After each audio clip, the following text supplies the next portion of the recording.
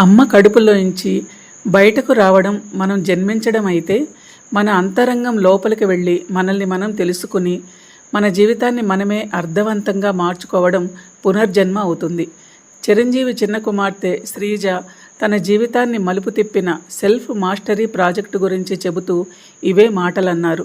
తనను తాను తెలుసుకున్నానని, విక్టిమ్హుడ్ నుండి బయటపడి ప్రపంచాన్ని, జీవితాన్ని కొత్తగా చూస్తున్నానని తన ఇన్స్టాగ్రామ్ పోస్టులో చెప్పుకొచ్చారామె. ఆమె మాటలు చాలా స్ఫూర్తిదాయకంగా ఉన్నాయి. శ్రీజ ఓ హీలింగ్ సంస్థ ద్వారా తన గతం తాలూకు ట్రామా నుండి బయటపడగలిగింది. తన జీవితాన్ని మార్చుకునే శక్తి తనకిక లేదనే నిరాశ, నిస్పృహల నుండి శ్రీజ బయటపడటం చాలా మంచి విషయం. ఆమె చెప్పిన అదే విక్టిమ్హుడ్ స్థితిలో మనలో చాలామంది ఉంటాం. అయితే మనకు మనంగా మనపై అవగాహన పెంచుకుని అలాంటి స్థితి నుండి బయటకు రాగలమా? అసలు విక్టిమ్హుడ్ అంటే ఏమిటి? అది మనల్ని ముందుకు వెళ్లకుండా ఎలా ఆపుతుంది? మన జీవితాలను ఎంత దారుణంగా అది పతనం చేస్తుంది? దాని నుండి ఎలా బయటపడాలి అనే విషయాలను ఈరోజు చెప్పుకుందాం. మనందరి జీవితాల్లో చిన్నవో పెద్దవో సమస్యలు ఎప్పుడూ ఉంటూనే ఉంటాయి. అయితే మీ బాధలకు కారణం ఏమిటి అనే ప్రశ్న వేస్తే వెంటనే మనం పరిస్థితులు అనో, మనల్ని అర్థం చేసుకోలేని మనుషులు అనో చెబుతాం. చాలా వరకు మన సమాధానం అలాగే ఉంటుంది. తమ ప్రతి చిన్న బాధకు కారణం ఇతరులు, పరిస్థితులే అనే గట్టి నమ్మకంతో కొంతమంది ఉంటారు. నేను బాధితురాలిని లేదా బాధితుణ్ణి అనే నమ్మకం ఎంత బలంగా ఉంటే అంతగా వారు విక్టిమ్హుడ్ మెంటాలిటీలో ఉన్నట్టు. అంటే పరోక్షంగా తమ జీవితాన్ని నిర్ణయించే శక్తిని ఇతరుల చేతుల్లో పెట్టేస్తున్నారన్నమాట. ఈ మెంటాలిటీ అలవాటైతే ఇక మన తప్పొప్పులకు మనం బాధ్యతని తీసుకోలేం. ఇతరుల నుండి అటెన్షన్ని, దయ, జాలిని కోరుకుంటాం. దాంతో ఎప్పుడూ ఎవరో ఒకరి నుండి సహాయాన్ని అర్థిస్తూ మనకు మనంగా జీవితాన్ని తిరిగి నిర్మించుకునే ప్రయత్నాలు చేయటం కూడా మర్చిపోతాం. అన్కాన్షియస్గా అదొక సైకలాజికల్ డిఫెన్స్ మెకానిజంగా మారిపోతుంది. మా అమ్మా నాన్న విడిపోయారు కాబట్టే నా బతుకిలా అయ్యింది. నన్ను చిన్నప్పటి నుండి ఎవరూ ప్రోత్సహించలేదు. చిన్నతనంలో పడిన బాధలు, కష్టాలు, పేదరికం వల్లనే నేను ఎదగలేకపోయాను. నన్ను అర్థం చేసుకునే జీవిత భాగస్వామి నాకు దొరకలేదు. పిల్లలు నా మాట వినటం లేదు. అయిన వారు మోసం చేశారు. తోడబుట్టిన వారు తోడుగా నిలబడలేదు. ఎంత పని చేసినా ఆఫీసులో గుర్తింపు లేదు. రోజంతా చాకరీ తప్ప జీవితంలో సంతోషం, సంతృప్తి అనేవే లేవు. ఇలా చెప్పుకుంటూ పోతే మనల్ని మనం విక్టిమ్గా ముద్ర వేసుకునే కారణాలు వందలు, వేలు దొరుకుతాయి. జీవితం అన్నాక ఎన్నో కష్ట నష్టాలు వస్తుంటాయి. ఒక్కోసారి మనం అనుకున్నది చేయలేకపోతాం. ఏం చేయాలో దిక్కు తోచని పరిస్థితులు ఏర్పడవచ్చు. కొన్నిసార్లు అనుబంధాల పరంగా, ఆర్థికంగా, ఆరోగ్యపరంగా తీవ్రమైన కష్టాలు ఎదుర్కోవచ్చు. మన అనుకున్న వారు కూడా మనకు అండగా నిలబడకపోవచ్చు. ఇవన్నీ కాకుండా మనం సమస్యల్లో ఉన్నప్పుడు మన చుట్టూ ఉన్నవారు మనల్ని మరింతగా బ్లేమ్ చేస్తుంటారు. ఇలాంటప్పుడు మన జీవితం తాలూకు పగ్గాలు మొత్తం వదిలేసి ఇంకేమీ చేయలేను అనే నిస్సహాయతలోకి వెళ్ళిపోకూడదు.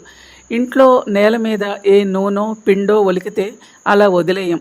శక్తినంతా ఉపయోగించి శుభ్రం చేస్తాం. రోజు మురికి పట్టిన బట్టలను, వండివార్చిన పాత్రలను శుభ్రం చేసుకుని కొత్త జీవితాన్ని మొదలు పెడుతుంటాం. అలాగే విరిగిపోయిన ఫర్నిచర్ని, పాడైపోయిన వస్తువులను, పాతబడిన ఇళ్లను అన్నింటినీ బాగు చేస్తాం.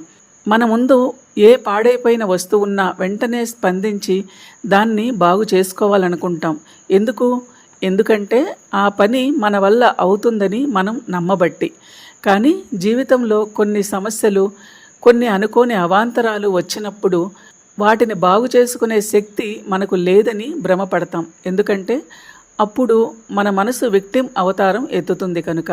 నేను చేసేదేమీ లేదు, ఇతరుల వల్లనే నా జీవితం ఇలా అయిపోయింది అనే నిర్ణయానికి వచ్చేసి ఇక జీవితం ఎలా తీసుకుపోతే అలా కొట్టుకుపోతాను అనే నిరాశలో కూరుకుపోతుంటాం. ఇతరులు మనకు మంచి సలహాలు ఇచ్చినా అవి నచ్చవు. నిస్సహాయంగా ఏమీ చేయలేని స్థితిలో ఉండటమే ఉపశమనంగా అనిపిస్తుంది. ఎటు చూసినా నిరాశగా, భయంగా, ఆందోళనగా అనిపించినప్పుడు ఇక ఏం చేసినా ఈ జీవితం ఇంతే అనే డిప్రెషన్ కమ్ముకున్నప్పుడు నాకు ఇలాగే జరగాలి, నా బతుకింతే, ఈ జీవితం మారదిక లాంటి నెగిటివ్ ఆలోచనలు చేయకుండా నా కోసం నేను ఇంకేం చేయగలను అని ఆలోచించాలి. మనకు ఎదురవుతున్న కష్ట నష్టాలకు మన బాధ్యత ఎంత అనేది అర్థం చేసుకోవాలి. మనకున్న బలాలు బలహీనతలను అంచనా వేసుకోవాలి. మనకున్న ఇష్టాలు ఆసక్తులపై దృష్టి పెట్టి వాటిపై తిరిగి ప్రేమని పెంచుకోవాలి. మన నియంత్రణలో లేని వాటిని గురించి బాధపడటం మానేయాలి. అలాగే మన చేతుల్లో ఉన్న వాటిని ఏ మాత్రం వదలకూడదు.